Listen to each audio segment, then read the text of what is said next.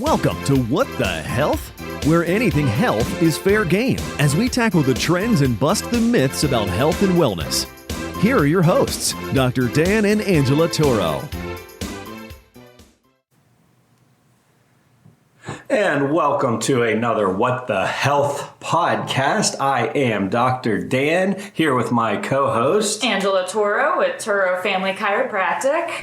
And another great topic here today.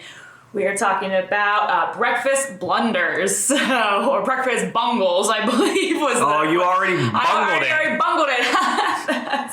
I haven't had my coffee yet. That's the problem. But before we get started, just a little quick disclaimer that everything we're talking about is for informational purposes only. Make sure you always discuss any health or medical decisions with your trusted health professional. So with that being said, let's get started with today's episode. Okay, so breakfast bungles. I think a lot of us grow up and, I remember, again, growing up, let's see, Pop-Tarts, sugar, cereal, Instant breakfast bars, tons of milk on the cereal, muffins. Cinnamon Toast Crunch was my favorite. Oh, yeah, I think, or the Cocoa Puffs. Trix, Cocoa Puffs and Trix. Oh, yeah, the peanut butter Cocoa Puffs, right? Right? They did the mix it. Yeah, the Reese's. Chocolate peanut butter. Oh, yeah. Goodness. Probably taking a lot of people back here. I know. Oh, Lucky Charms. Can't forget the Lucky Charms. Magically delicious. There you go. Magically delicious. When it's important, right? Because breakfast is the most important meal of the day, right? We all know it. We've all heard it. We've all had it ingrained into us since elementary school, probably even before that. So where does that come from? I wonder. Interestingly, where it really started to become popular was with Kellogg's. So the milk and cereal industry really popularized this idea that breakfast is the most important meal of the day. And why on earth would they want to do that? It's got to be for factual, scientific, and nutritional reasons, right? Or could it possibly be for something else, Dr. Dan? Already our favorite time. We're getting off to this early today. My favorite time. Follow the money. So wait, you're telling me, Angela, that a large corporation puts together a marketing campaign to help us or make us believe and understand in their product, breakfast, so that they could make a bigger profit? Right? That sounds crazy. That can't be right. Completely unbelievable. But yes, actually that is completely where that came from. It's not necessarily anything that was ever circulated in the scientific community. In fact, it's been debated a lot in the scientific community. And yes, this whole idea, breakfast is the most important meal of the day. You absolutely cannot skip breakfast. It's so bad for you. Is really an issue because for two reasons. One, we know we have a future podcast coming on fasting, and we're going to talk about the importance of that. We've talked about insulin in a previous podcast. So we know the issues behind this idea of eating and eating too much and overeating. But the other issue, and really where the bungling comes in, is what is marketed as breakfast food in this country, which is just abysmal, for lack of better words. So two parts there. So let's first dive into this whole idea of breakfast. Let's break down the word, right? Break the word. Where did the term breakfast come from? Break fast, right? So we're literally going from our last meal, let's say supper time, the evening before, and then you wake up in the morning. Whenever you eat your first meal, you are breaking the fast from the overnight period of time that you have gone without a meal. So that is literally where the term breakfast came from. Now, the timing of when you start that obviously can change. And again, we'll get more into fasting in another episode. But that's literally where the term came from, because you're breaking the fast and you're introducing calories into your body, into your digestive system to start the first meal of the day. But as you were just saying, Angela, so much of that is built around what is completely unnatural and unhealthy for us. Exactly. So breaking the fast, if it's with the right things, is okay, and it's okay to do earlier in the day. But if we look at the typical type of breakfast foods, and we were just listing off, all our favorite childhood cereals, which, are still on the market today and kids are still growing up on. But if you look at the sugar content of those things, I mean, even just look at, Lucky Charms was the one I mentioned. It literally has marshmallows in it. So would you give your kids a bowl of marshmallows for breakfast? I would think most people would say no. And yet that's exactly what we're doing, because that is marketed as cereal. And we have been told that cereal is a breakfast food and is a healthy breakfast food. So therefore we justify it in our heads that, oh, okay, well, I wouldn't give my kids a bowl of marshmallows, but I can give my kids a bowl of Lucky Charms. Yeah. And this is the beauty of marketing. And the marketing is incredible and they do a great job and they make a lot lot of money, but yeah, good for them. They're killing it. I mean, we're all just trying to make a living here, right? But unfortunately, like we've talked about in a lot of episodes, is a lot of people are making a living at the expense of the consumer's health. Yeah. So this is where we talk about a lot being an informed consumer. And I know I got, now my favorite part, which is talking about sugar and the sugar content of things. So some of these, think about the things that you eat on a regular basis for breakfast. I know we talked about the go-to, the granola bars or the breakfast bars, the protein bars. So yeah, what you get marketed, you think high protein, granola, whole grains, sounds like a healthy option to me. Why wouldn't it be? Exactly. So Cliff Bar, that's great example, right? Cliff Bars, they actually say right on there, nutrition for sustained energy, I believe, is there. You can tell I've looked at a Cliff Bar. I don't even have one in front of me. I've just looked at them so many times and done this talk so many times. That sounds great. They're healthy. There's a picture of a person climbing a rock climbing a wall on it, and great healthy energy. There are 21 grams of sugar in a Cliff Bar, and the very first ingredient is sugar, or a type of sugar. It's a type of syrup. Yeah. And actually 3 of the first 4 ingredients on a Cliff Bar are types of sugar. Yeah. So once again, we look at the marketing, we look at the packaging, we go with what we're told, we look at the branding, but we don't necessarily do the research of flipping it over and looking at what we're actually consuming. Well, and let's pause there because I want to dive into that for a minute. So again, all of this information, again, we're trying to generalize, but you have to understand that this is, your health is, unique, and your situation is unique. If I were the rock climber, right, the cliff climber on the side of a mountain, and I was getting prepped and ready to do a major climb, you would need a lot of good, healthy calories. Absolutely. And instant energy, right? I wouldn't be worried about and that. And simple sugars are one of the easiest ways to get that energy into your system. So, so that rock climber, that cliff climber on the side of the Cliff Bar, that's probably a perfect nutrient for them to wake up. You're going to go early, you're going to get strapped up, and you're going to for several hours. Yeah, several hours. You're going to be outside. You're going to be, activating a ton of energy through, the resistance of your muscular system. So it makes a whole lot of sense for that person. But now let's go to, Mrs. Joe, Mr. and Mrs. Joe Smith, they wake up and they're going to go sit in front of their computer for 8 to 10 hours because that's their normal work day. The majority of us do sit in front of a computer as a part of our, workforce, and they're not going to expend any energy other than, breathing and heart beating and nervous system activation. So taking that same Cliff Bar and putting it in that environment when you don't need that amount of energy to burn, now you just have those simple sugars being converted because if they're not being used, they're going to be stored. And how are they going to be stored? As glycogen or fat. Mm-hmm. So you've got the same Cliff Bar in completely 2 situations. So again, any of this stuff we're talking about is not inherently bad, but it's the situation that you put it in that can be detrimental to your health and well-being. Absolutely. So sorry, I wanted to throw that in there. No, absolutely. And I talk about that all the time with Gatorade, with the same, absolutely the same thing. Where Gatorade, another popular thing, people are like, oh, I don't want to get my kids soda. Yeah. Well, Gatorade, it's a sports drink, healthy option. And Gatorade was literally designed for football players. It was actually designed in Florida. For the Gators.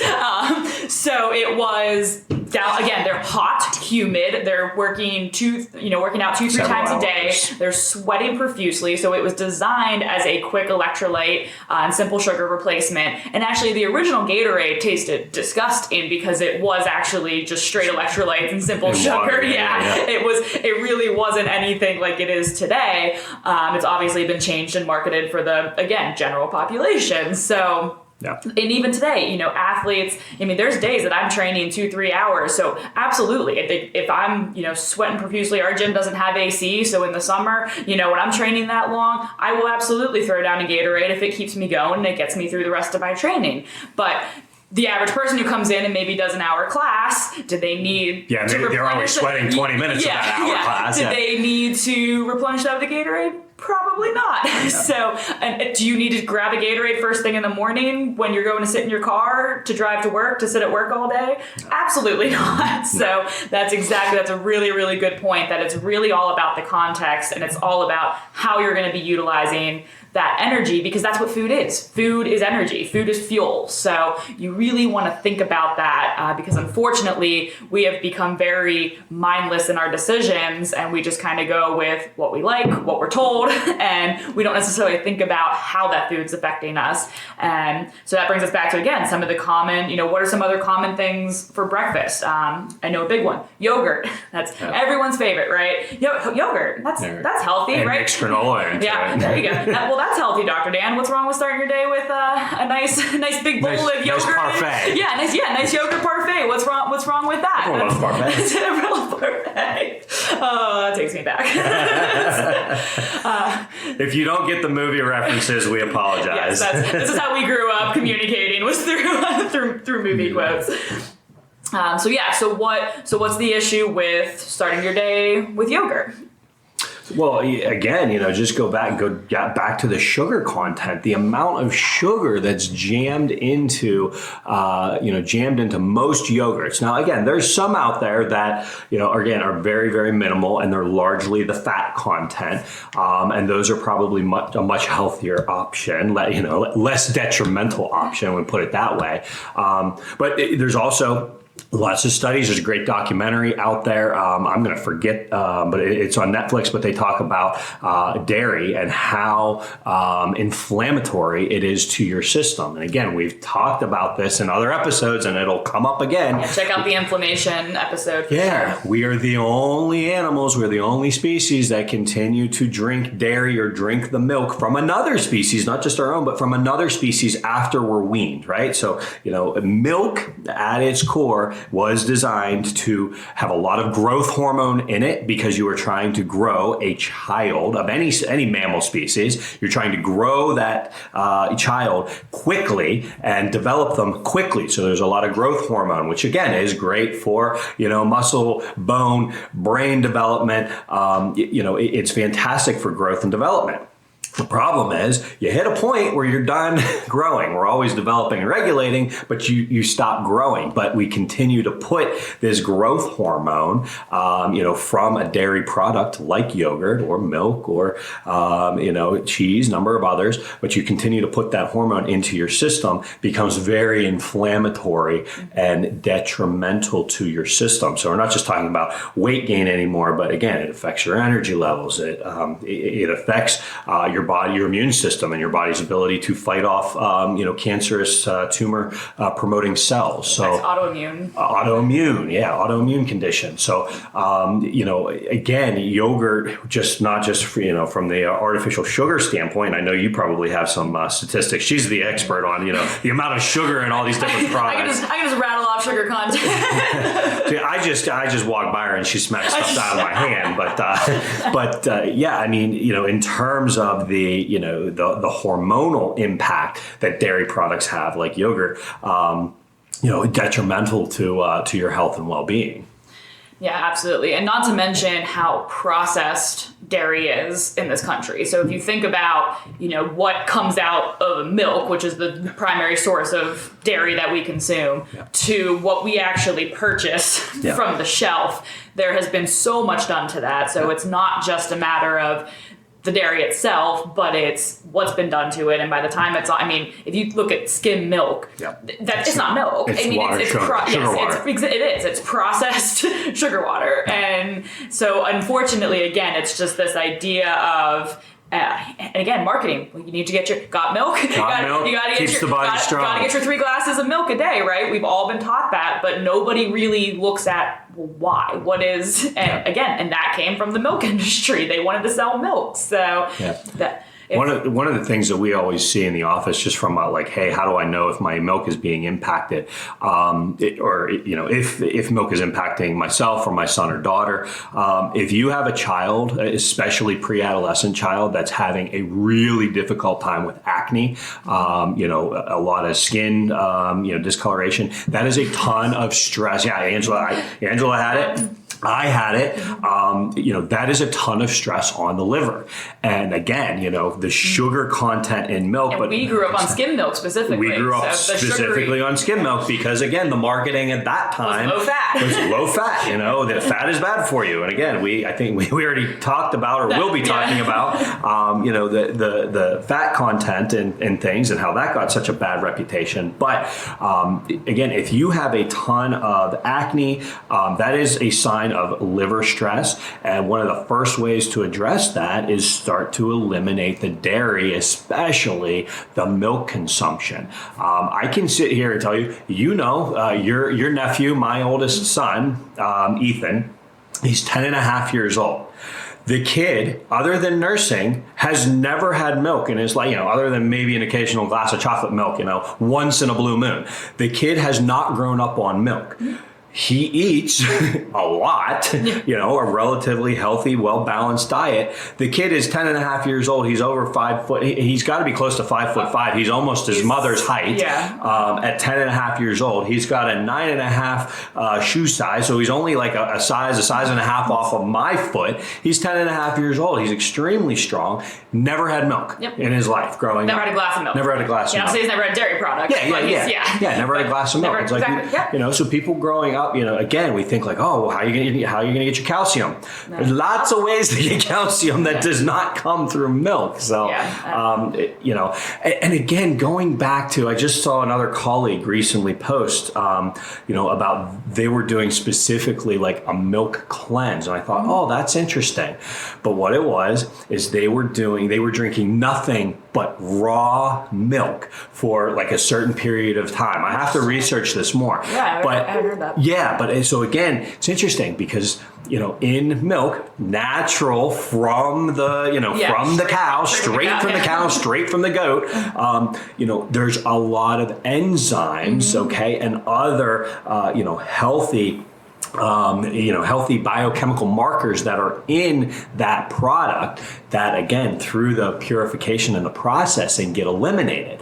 So those enzymes are there naturally to help you break down and consume and utilize that milk. But when we purify it, when we process it, when we pasteurize it, we lose a lot of the good, healthy ingredients. So again, it makes sense to get it on the shelf and have a longer shelf life, but there's a reason that, it has a longer shelf life. We always joke, Twinkies are going to survive the nuclear holocaust, absolutely, right? Yeah. So, there's a reason that things have a shelf life is because they're dead. And that's a good point too, because another one that people always ask me about when I mention yogurt and the high sugar content of yogurt, and they're like, what about Greek yogurt? Because that is like, Greek yogurt's good for you, right? It's a fermented product, and it's, that's healthy for you, that's good for the gut. And the short answer is yes and no. It depends on the quality. Yeah. It depends on the quality. And you'll hear me, anyone who's ever worked with me knows or listened to any of my PSAs, but it is always quality is number one. So with Greek yogurt, same as, you just mentioned with the milk process, if it's true Greek yogurt, which one, I'm going to tell you, doesn't taste great. I mean, it's because, again, there's not sugar in it. There's it's very bland. Yeah, it's very bland. But so if it is true Greek yogurt, yes, there are a ton of health benefits for that. There's a ton of gut benefits for that. But again, you have to look at what's marketed as Greek yogurt. I'm using the air quotes, as Greek yogurt on the shelf. And a lot of that has a ton of sugar added back into it or other things to make it taste good or last on the shelf or whatever it is. So that's where, again, you just have to be careful with hearing these blanket statements of, well, this is good for me, and then going and buying something that says that, because there's a lot of things that they can get away with as far as marketing and what we call different things in this country, unfortunately. So there's no regulation on using the word natural on a product. So it could say natural. It's all natural. Yeah, it's all natural. Like, what was that? And the example we always use is, well, snake venom is natural, probably not good to inject into your system. So again, there's a lot of natural things that, at the right concentration can be deadly. So, So that's where, you really want to be, there are the things that we know are obviously not great. So again, let's just rattle off some of the other breakfast things.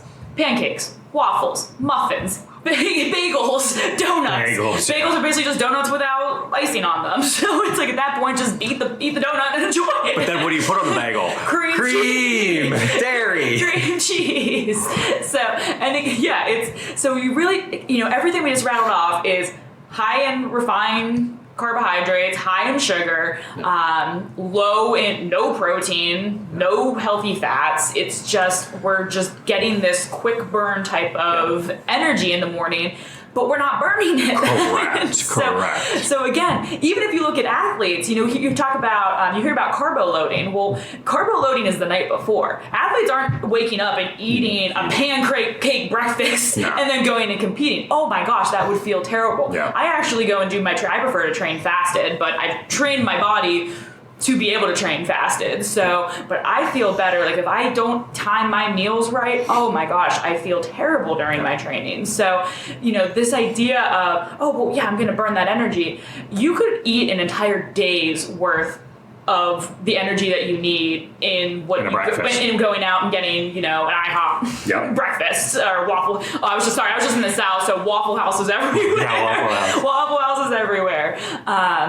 And again, not saying that you can never go out for breakfast and you can never enjoy those things. Of course not. We never say that. We enjoy our times as well, but you have to be careful and you have to really be informed about what you're eating on a regular basis, what you're giving your kids on a regular basis. But we were just talking about all the bad habits that we had to overcome because and our parents didn't know any better at the time. It's like, don't blame your parents. It's like they were duped by the marketing, clever marketing. And that's why we're trying to get this information out there, because we want the next generation to have an easier time than we did. And unfortunately, it just keeps getting worse. We keep seeing unhealthy generations. We keep seeing more childhood obesity, more chronic conditions. Autoimmune. You mentioned the acne. The other thing I really struggle with, I had chronic sinus infections as a kid. Probably at least 2 or 3 times a year, I was having sinus infections to the point of needing antibiotics, not even counting like other colds and, feeling off in between there. And I actually remember when Dr. Dan, when you were in school, you mentioned to me, you're like, cut out dairy. And I was like, that's voodoo. Wow. I was like, what do you know? What do you know? Just my stupid brother. It's my stupid older brother telling me what to do. You don't know any better. You're not in a doctoral program. And it took me a while to come around and respect him as a professional. I still question that sometimes. I actually just told someone the other day, I was like, please come see us. I was like, it pains me to say this because he's my older brother and he drives me nuts, but he is really, really good at what he does. So if I can admit it. That's right. No, but when I cut dairy out, and I shouldn't say cut out, but I do very, very limited dairy at this point. I couldn't even tell you the last time I had a sinus infection. Yeah. I mean, it has to be going over 7-8 years at this point that I can remember in my adult life. So, skin's clear, no issues with that. I mean, it's just, it really, really did make a difference. And now, again, I also eat clean in general. I avoid sugar and refined grains and things like that. But the dairy, I truly do believe I finally understand what you finally saw the light. Hey, I'm 6 years younger, so it just took me 6 years to catch up to where he was in his education. But it really, those are the kind of things that we we want kids to have the best chance starting out young. So, don't get duped the same way that our parents got duped. Make better choices for yourself, for your family, because they will thank you in the long run. It is, what do we always say? It's a lot easier to raise healthy kids than recover sick adults. Absolutely. And that's just, it's so important to understand. And again, we're seeing, generations, like you said, these numbers continue to go up. But as I always, when I'm talking to individuals who I know have a very toxic lifestyle, biochemically, mentally, emotionally, spiritually, we're not, this isn't going to recover overnight. Individuals can take, years to, because I talk about it as the Titanic, with your health. It's never a quick fix. Anyone offering you a quick fix is offering, a short-term solution, and it's just going to be masking the problems. And, if it even works. If it works at all, or, again, makes you worse. And that's unfortunately where the majority of medication is out there. It's only masking. It's only a temporary Band-Aid to mask the solution. And, and really there's a clever quote out there that, when an individual takes a medication, they have to heal twice, once from the original illness and a second time from the toxic medication that they're taking. Again, in very certain instances, medication can save lives. I get that. But the problem is when you're talking about chronic disease, chronic illness, medication should never be a long-term solution. You have to get to the underlying cause. So what I was talking about, going back to my original point, was you have to look at people, like they're on the Titanic, right? So, unfortunately, it's a very big ship, okay? And this is what your health is, a very big journey. You can't just turn it on a dime. It's not just even turn it in reverse. We got to slow the momentum down. So a lot of times the first couple months when we're working with people, it's just a matter of slowing the momentum down so that we don't hit the iceberg, right? So that we don't go into that health crisis, hitting the iceberg. And if we can get that in time so that we don't hit the iceberg, a couple months, a year or two in, now we can actually start to regain and rebuild, right? And even in your own health journey, you saw that. It wasn't a switch. It took years. Yeah, it's not like I woke up one day and everything was great and dandy. And and unfortunately, again, and you see it the same way, is because of the way we were raised in our history, it becomes a lifelong battle then. It becomes, once you've been unhealthy, you revert back to it a lot more easily. So anyone who's ever struggled with weight, everyone who's ever been overweight knows. Sugar addiction. Sugar addiction, all of that. Anyone who's ever been overweight and has lost weight knows it is a lot harder to maintain weight loss than to maintain a healthy weight if you've never been overweight. So, and that's something that I've noticed myself. My weight fluctuates very easily, and if I'm not doing the right things, my body tells me very quickly. Yes. and it's just kind of a constant. Actually, someone was just, my trainer was just asking me, we were going to a training this past weekend, and he's like, well, what really made you kind of get so focused on health? He's pulling through the McDonald's drive-thru. Like, I assume you don't want anything, and I just shot him this look, like, absolutely not. Pull out my little Kind bar from my bag and munching on that. So, well, what made you really, kind of change your life around and really start focusing on your health? And I said, honestly, I was sick and tired of being sick and tired. And I realized I was in a very bad place physically, mentally, emotionally. And as soon as I started making those changes, I just felt better. I had more energy. And I told him, like, I truly, genuinely enjoy the taste of healthy food. Yeah. It's not, I'm not sitting there, crying, eating my chicken and broccoli. I enjoy the taste of healthy food. I love kale salad. I'm like, I could eat it. I don't like to make it. I like to eat it. And that's the thing, is when you get away from all of the processed stuff and sugar stuff and the stuff that we grew up on, that your brain is telling you tastes really good, because really it's your brain that likes the sugar. Your brain loves the brain loves sugar. So that's really when you have to overcome that. And once you get past that, and you can actually then appreciate the different flavors and textures and things that are offered from all of those healthy foods, the foods that we were meant to eat. Yeah. So but unfortunately, it really is that first step, like you said, and even before you're slowing the momentum, it's, for a lot of people, it's pointing out the iceberg. Exactly, it's getting them to see that. And that's, see that the health crisis is even there. It's see imminent, what, because a lot of people don't we talk about this all the time. A lot of people don't even know what it feels like to be healthy. Correct. They've never been healthy. So Correct. they just think being tired and groggy and bloated and acne and all of that, it's just normal. Yeah, I'm just getting older. I'm just getting older. Yeah, or it's just the way I am. We're tired people. That's a quote from our father. we're a tired people. But yeah, it really, really is just kind of taking a step back, looking at what you're doing on a daily basis and really asking yourself, is this, we always talk about, is this putting me towards health or is this putting me towards disease? Because it's one or the other. And breakfast, unfortunately, is just one of those areas where it just, we've lost control. I mean, we've completely lost control. I see the things that people are eating every day on a regular basis, what they're starting their day with. And that's just setting you up. If you're starting your day with that high sugar, high refined carbohydrates, that's setting you up for brain fog, that's setting you up for crashing, that's setting you up for cravings, that's a lot of the times when we're feeling that afternoon caffeine craving, it's actually, that's a sugar craving. Yeah. That's probably because your sugar is dropping.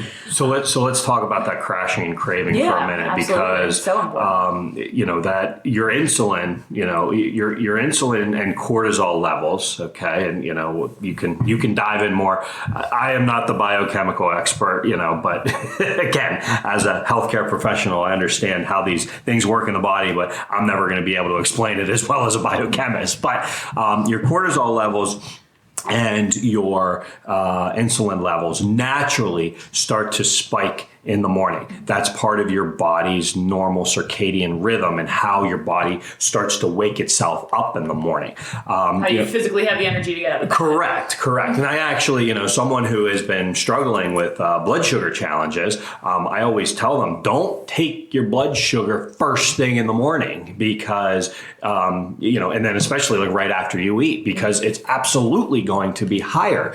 If you take that blood sugar level first thing as you're waking up, wait, and this is where again comes into question, like when you're eating that first meal, wait a couple hours if you're not eating anything, and then take it later in the morning, before you eat anything, and before you've worked out too, because that's another thing that people are, not realizing it. When you exercise, your insulin spikes because insulin is anabolic. It grows things in the body. Again, it's necessary to make sure you're getting energy to the cells in the body. But the problem is when it's constantly spiking, that's when you start to get insulin resistance. So this whole idea that we have to eat first thing when we wake up, it's just not true. Okay, we can wake up, and so this is kind of hopefully getting to some of the solutions of what do we do. We always talked about doom and gloom, and we've got all these breakfast bungles out here. So what the heck do we do with this information?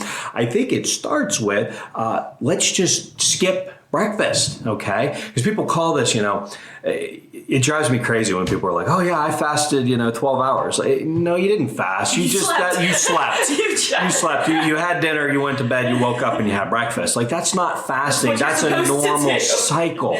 But again, the challenge becomes, you talk about the crash. So not only is your insulin naturally higher in the morning, right when you wake up, but now you're going to add food to it. Now you push it up even higher. So rather than giving it a chance to kind of, wake you up and now just stabilize and level off to a healthy level, it's already up a little bit higher. And now you unnaturally take it, because you give yourself a dose of, sugar, milk, or, cream, or, bread, and you just launch it even higher. Well, now, okay, and then you add the caffeine to it as well with the coffee. And a lot of people, oh my goodness gracious, don't even get me started on the creamers people put in sugar. We didn't even touch on the coffee. The coffee drinks, oh my gosh. I could rant for an hour just on what we call coffee. It's disgusting the amount of sugar that people have in their cream. And, cream, they use sweet creams and then they add sugar on top of that. Oh my gosh, I have a friend who, I heard him, I was on the phone with him and he pulled into, again, I think McDonald's or something and ordered coffee. And he was like, large coffee, 5 creams, 5 sugars. I'm like, oh dear goodness. Just like, go get a milkshake at that point. Yeah, it's like, would you like a little coffee with your cream drink? Yeah. Like, so anyway, you're unnaturally pushing your insulin higher after you wake up. And then, so then it has to, your body is always self-regulating, right? That's what we talk about in the office. Your body knows how to be healthy, so it wants to start regulating that. Well, you've already spiked your insulin, so now the only direction for it to go, hopefully, if you give it enough time, is down. But it doesn't just go down to its average, homeostasis normal level. It drops below that because, again, your body is trying to cycle and recover. But it's like being at the top of a roller coaster. You're spiked all the way at the top, and it's like click, click, click, click, click, and then boom, now it's build momentum, and it drops way fast, way below. And so now by 10 o'clock in the morning, you're like, oh man, I need another cup of coffee again, yeah. Because you're exhausted, because your body has recovered from the unnatural sugar and insulin spike early on in the day. So a lot of times, you mentioned it, people are like, oh, I feel like I need my blood sugar got low. Yep. And you're right, it did get low, but it got low because you're artificially stimulating it too high, and your body is ill-adapted. Mm-hmm. It's not adapted properly to normal healthy eating. So you get these super high peaks and super low valleys of this blood sugar and insulin level, and you never get to a normal healthy insulin range. And the spikes and the valleys is what really drives that insulin resistance, which again, when you hear the word insulin resistance, you just got to think type 2 diabetes, because that's where it's headed. And a lot of time, type 2 diabetes doesn't start when you're diagnosed with high blood sugar. It started 2 decades before that, of the repeated spike and valley. So again, a lot of people are developing this all the way back into childhood, early adolescence, because they're given an proper breakfast diet. And think about the times of day where you feel that crash. So 10 o'clock and 2 o'clock. Yep. Well, that's probably about 2 hours after breakfast and about 2 hours after lunch. Bingo. And that is, and again, what did people do? They jumped on it for marketing. So you have like the 5-hour energy now for the afternoon, for the afternoon crash, because they saw people were doing that. So instead of addressing, well, why are we crashing? Yeah. And I was actually working with a client with this. I was like, start keeping track of how you feel on days where you eat better, when you make the good choices for your meals versus the bad. And he came back and he said, what I really was noticing, I wasn't having that afternoon crash when I would eat a salad versus when I would eat a meatball sub. And I'm like, there you go. And it's just because you shouldn't, if you're eating the right things, you shouldn't be feeling sluggish and tired and crashing afterwards. Yeah. So that's coming from that everything that Dr. Dan has talked about with those artificial spikes and drops. So that brings us back to, we just sat here and, ripped breakfast apart. And so then people always ask us, like, what can I eat? You just took away everything that I've ever been told to eat for breakfast. What do I eat? Well, we just talked about don't is one option. So literally fast, intermittent fasting, 16 hours, not eating until lunch. That's almost my norm anymore. I just don't eat breakfast. I have a cup of coffee, black, maybe, a little shot of cream, heavy cream. Heavy cream, no sugar. It's just the fat. And I actually I have like a collagen powder that I'll throw in sometimes, that just if I want something different. Yeah. So that's one option. The other option is look for things with the healthy proteins, healthy fats. So that's going to help control that insulin spike. So eggs and avocado is my go-to. So if I'm going to eat in the morning, it's, eggs and avocado. Again, the avocado, the healthy fat really helped control that insulin spike, because even protein is going to affect insulin to a degree. Well, that's a really good point, and that's a whole other podcast. That's a whole other podcast. Stay tuned for that one. Yeah, someone who is toxic, and they have protein. Protein can spike your insulin level if you are toxic. Yes. So that's a whole other podcast. But the fat is really what helps control it. So those healthy fats. So getting the avocados in there, having some nuts, things like that. So you really want to look at that high quality, even a good, if you really feel the need to eat in the morning, like overnight oats and things like that, where again, it's going to give you good whole grains, fiber, healthy fats, those combinations. And feel free if you have any specific questions, always reach out. That's part of what I help people with, is figuring out, finding the right thing, because everyone's different. Everyone's different. So some people are like, I just can't fast, whether it's for physical reasons or mental reasons, that's fine. So we'll find you healthy things that are going to work for you in the morning, so that you have the energy, the healthy, and so you have true healthy, sustained energy, not the fake, what's being marketed as healthy, sustained energy.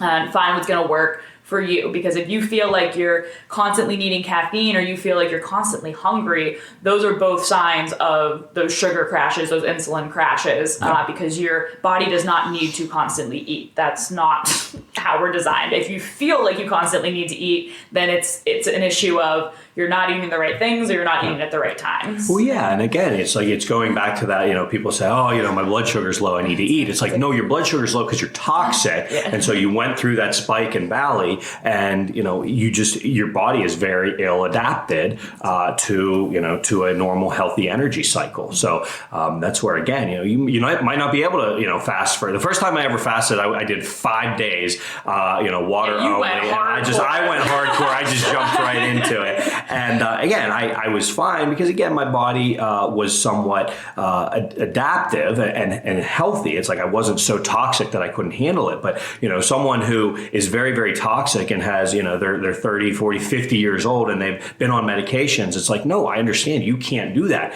But that doesn't mean you can't build up to it. Again, the first time you were fat, you started with intermittent fasting. But, now you can go 48 hours and it's nothing. Oh, yeah. I don't even think about it anymore. It's just, you only eat Sunday night to Tuesday afternoon, and it's like that's just completely normal, and I've done the same thing, and it's like when your body is adapted to it, and we'll get into some of this discussion later on, but adaptation is the simplest. If I could substitute health with one word, adaptation would be that word. And again, your body's ability to regulate and adapt, that's health. If you go outside on a very cold day, the faster your body can adapt and start shivering and keep your body warm, the healthier you are. Okay, having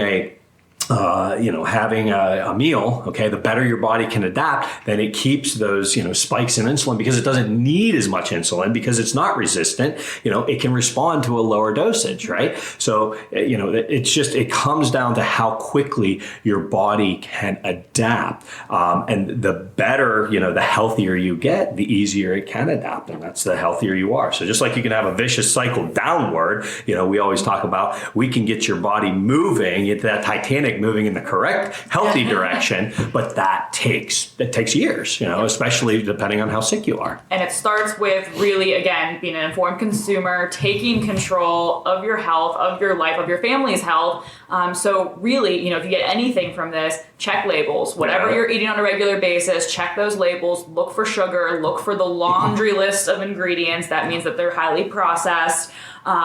Look for, if it's just straight carbohydrates versus is there any protein or fat, just really take an inventory of what you're eating on a regular basis. And if you're a current patient, you have access to our Salutogenic Solution website, which is exclusively for our patients. There's a whole sugar module on there. And actually there's a sugar inventory, and it's kind of common things that we eat throughout the day that maybe we're not aware of the sugar content. And there's actually a checklist you can kind of go through your pantry and fridge and see. So those are the kind of tools and resources that can really help you. Because again, if you don't see the iceberg, you're not going to be worried about it, right? Until you can see the problem, you're not going to be able to make the changes. You're not going to feel the need to make the changes. So really take a look at what you're eating on a regular basis, what you're feeding your family, because even the smallest changes can put you in the right direction moving forward. Yeah, so we talked about a lot today with Breakfast Bungles. Again, if you have questions, you want more resources on, how to read labels. Again, a lot of that stuff we have access to our resources. If anything resonated with you and you are interested in becoming a member of our team, our office, and, getting your health back on track for yourself or your family, do not hesitate to reach out on our website, torofamilychiropractic.com. But again, if this resonated with you, and you need help, and you're not in the southwestern PA area, we're here to help, you and your family get healthy and stay healthy. So, we want you to, take this information and hopefully start using it in a way, because again, giving you the information is one thing. Lead a horse to water, you can't make him drink. So, Exactly. utilizing it and executing it so that it works for you and your family. That's where the key lies. And again, understanding that it is a journey. It is not happening overnight. So, but yeah, Angela and I would love to thank you for, stopping by and listening to this information on Breakfast Bungles. And, again, you can check out more information. Yep. Like you said, ToroFamilyChiropractic.com. It also has our contact information on there. You can always send us an email if you have a specific question, or you can reach out to be a new patient. And there's lots of information on our website, so please check it out if you haven't already. And thank you guys for listening, and we'll see you next time. We'll see you next time. You've been listening to What the Health with Dr. Dan and Angela Toro, brought to you by Toro Family Chiropractic. To learn more about the resources mentioned on today's show or listen to past episodes, visit www.whatthehealth.world.